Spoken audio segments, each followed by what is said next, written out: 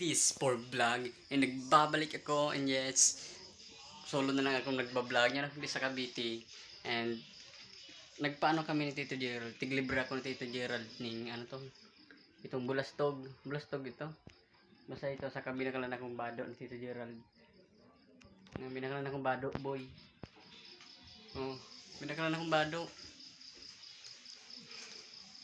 sobrang gayon. Karaniwan lang ang ano diyo ang mall. Kaya magibo pa kami sa aga. Kasi ako naggibo ako, nag-ano naman ko. Yes. And sobrang mamundo tama isinda, may si kaibahan ko. Nyang ko tayo diyo. Kaiba ko tayo di si Bahid. Kaso di naman nakaiba. Sayang. Hindi ka makakaiba. Susunod na lang mag ano ka sa papaigdiyon ta ka.